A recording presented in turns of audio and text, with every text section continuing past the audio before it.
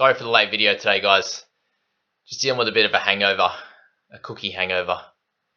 Yesterday was a tough day. We battled through. Not feeling my best today, but to those that decided to keep cookie, well done. I did tell you this was going to happen. I said I'd trade him out and he'd score $1 million. We drank ourselves and cried ourselves to sleep last night. We come back, we're bigger and better. The team's still going okay. Just think to myself, if I kept Cook, I would have brought in Davey, and I didn't bring him in. So I was lucky there. But what that shows is, guys, is an example, and this is the reason why I'm doing this video and this channel is to show people, give people an example of what to do and what not to do, and hopefully everyone learns from this for the rest of the season. That trading out a gun isn't going to be the best decision, but for me it was, I think I made my mistake before round one in selecting too many hookers and not having balance in the side, and I think I still think it's the right decision to trade him on. But there you go, guys. That's the Cook story. We'll move on to the Panthers game and have Cleary as captain for another 82. Did get whacked in the head and goes off for HIA, and with a 5-day turnaround, there's a chance that he doesn't play, which would be really, really annoying. Especially just watching the first half of the game with Lockie Lamb, and he didn't go too great, so we might have to upgrade someone to a half to get some cover in there too. But Clear was awesome. You can see he just has stats across the park: 100 meters, 430 kick meters, and all the rest. It's perfect. Kick out got his double, so he's going to do this sometimes where he gets the bigger minutes and scores a few tries and does really well, and then he's going to have games in the 30 to 40 range. Whoever picked up Josh Jackson at the start of the season, well done. He's helped us out. He obviously got 50 in the first round and then 72 this one for the full 80 minutes and 64 tackles for no misses, which was incredible. But with some of these guys, you got to base it off what they've done in the past, and Jackson never really scored well in his big minute roles in the lock position, so wasn't someone we wanted to target. Adam Elliott was a little bit different at that high 500s price when he first started, but looks like he should be keeping his spot now for Tyler Mariner's back, and he's taken Waddell's spot, and Elliott's done really well. And if he's going to play 80 minutes, I think he's a really good option for anyone that needs a middle or an edge. So he's got the dual position, which is great. But 50 tackles, 5 misses, 3 turnover tackles is crazy. So don't expect that every week. I'd expect scores somewhere in the mid-50s. Jerome Luai did really well to get his 60. This is what we're expecting from him. The odd 40 game, he doesn't do too much, and then a 60 with a couple of try assists and all the rest. Happy days. Isaiah Yeo, 59 in 69 minutes was great. Paul Momorowski had a bit of a slow start. He was on sort of 12 for the majority of that game, and then got a couple of tries at the end. One of them was just falling over the line with a little grubber, and then the second one was a bunch of tackle breaks and did really well there. So awesome stuff for Momo. If you've got him in your side at 55, at 47.5 across the first 2 games was a great effort for anyone who started with him. So well done. Kyle Flanagan got 53 in a team that got beat up pretty bad. This is kind of going to be his standard score. So happy if you have him there. Fisher Harris dropped his minutes this week, so for 49, a few people were thinking about bringing him in, but not a perfect start, not a perfect game for Fisher Harris to go 53 and 49 his first 2. Kotrick, one of the guys I think is definitely going to be a keeper in the centres. Just gets his hands on the ball a lot more. Even 85 meters, obviously a lot of that is sideways because he gets his 10 tackle breaks, but he'll be a keeper in the centres especially, and having that dual position is really cool. He will probably play Origin though, so that's something to think about. You might want to pick him up, either pick him up right now or a bit later. But there's a few decent options in the centres. Corey Waddell still got 47 in 63 minutes off the bench, which was good for him. Mitch Kenny comes in 424k, 46 in his 80, so he did fine, but not someone you want to be thinking about. Even though Appy's going to be out for 4 to 6 weeks, I think there's too many options in Little and Brayley and these types of guys in the hooking position. To'o, just an okay, like a nothing sort of standard game for him for 41 with 250 meters and 5 tackle breaks. So if that's going to be his base, then I think he's definitely going to be a keeper in the wing fullbacks, but not someone I'd be targeting just with there's so many good options in Laurie and Teddy and Pappy and all the rest like that. So happy with how he went there. Marshall King, Atoni, Atoni is probably going to make a little bit of cash now that he's got a 41 in his average, but just remember the game before he got what, 20, 25, 24, so nothing special there. Eisenhuth only got the 31 minutes, which was interesting, and we'll talk about Lenny a little bit later with how he ended up going, but some lower minutes for those guys, and looks like Kikau and these guys got a few extra minutes, especially with him doing really well. So just something to follow. For Tyler Mariner, 41 minutes for his 35. So just wait until he ends up getting closer to 80 minutes, and he'll be a nice pickup around that 500k mark in a few weeks. So just follow that one. Crichton, again, needs to be scoring tries to become anywhere close to a keeper. So unfortunately, that's not happening at the moment.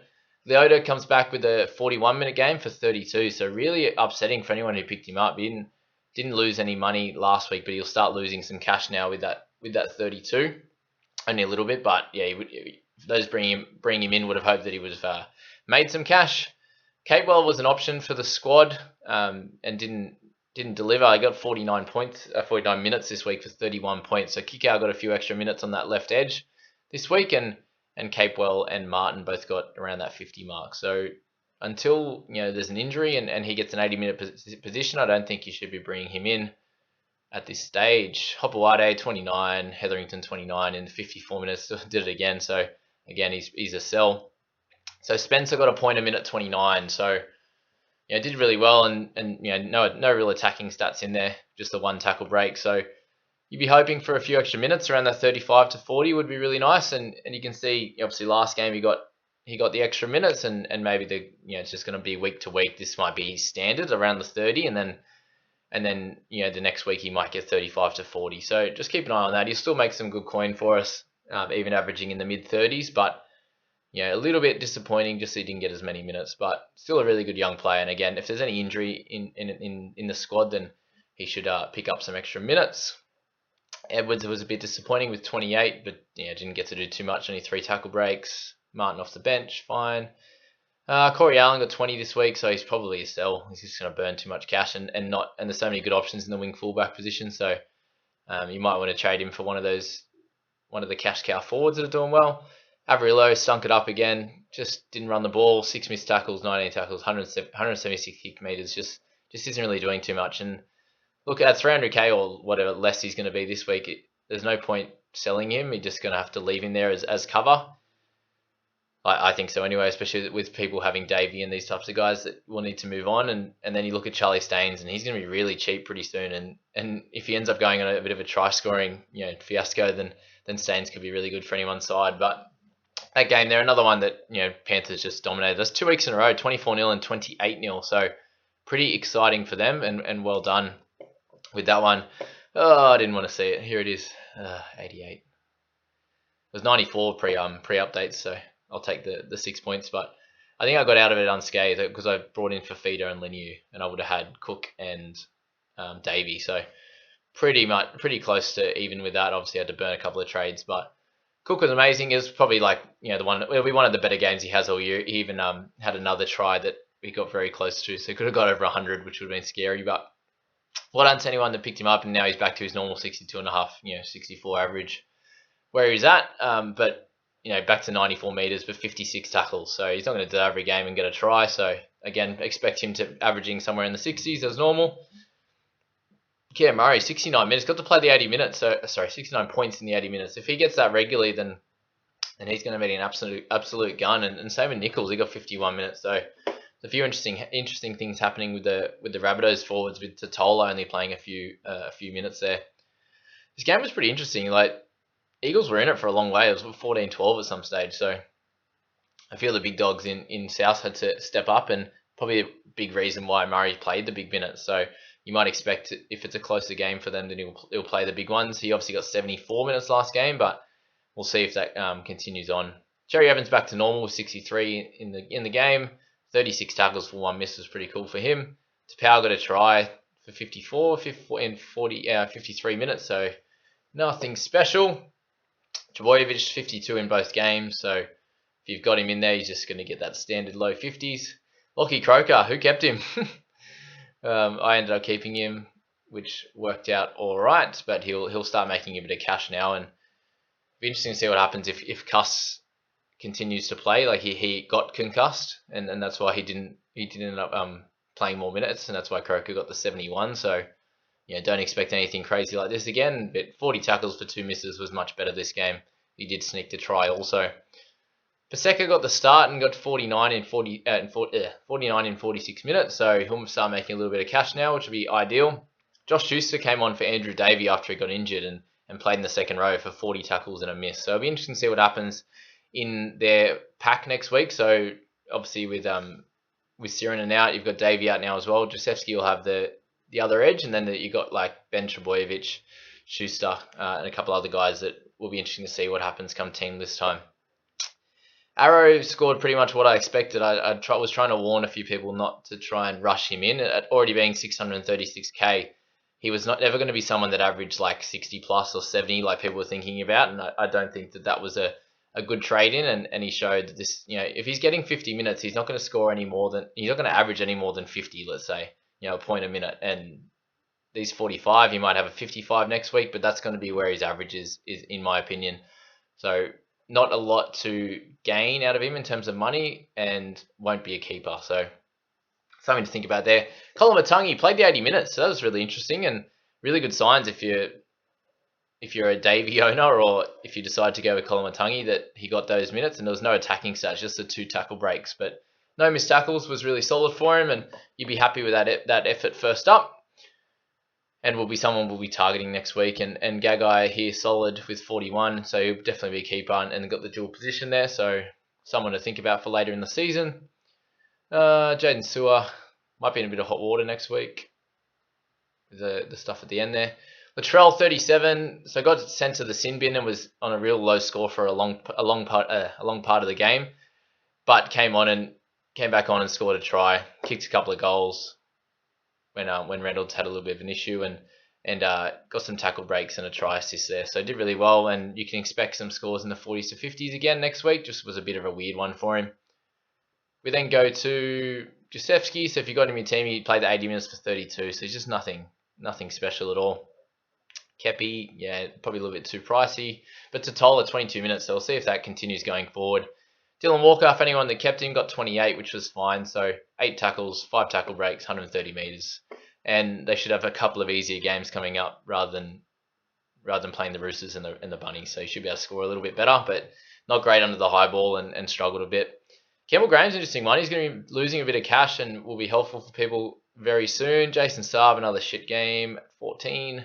Andrew Davey, the poor bloke. So 1 run, 3 tackle breaks in the run, 1 tackle, gets 10 and gets injured. So unfortunately for him, it looks like it's going to be an ACL injury and he has to be traded, unfortunately. But there you go. That's that game, guys. Let me know what your thoughts on that one were.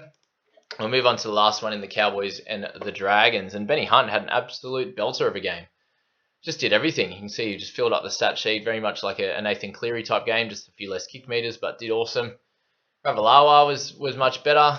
Got 7 tackle breaks and a try, which was great. Marin's been really strong at 409k. You're going to be making whoever brought him in a fair bit of cash, and it's just, him and Alvaro very, very solid through the middle for him, and have been great bench forwards to bring on and do really well for him. Norman did well in his first game back. Kerr got a try on the edge, which was cool, but again, not really an option. Alvaro, 49 minutes, so looked like he was going to get it close to 40 again, which I think will be the normal, but they defended like 4 sets in a row on their line, and Vaughan and these guys were a bit gas, and Vaughan only played 38 minutes, so that was very interesting. So they brought Alvaro back on, and he snuck a few extra points, but to get a line break and tackle break, 3 offloads, 35 tackles, 127 meters was awesome. He's going to make us plenty of cash, which is great. Is he a buy next week? It makes it hard.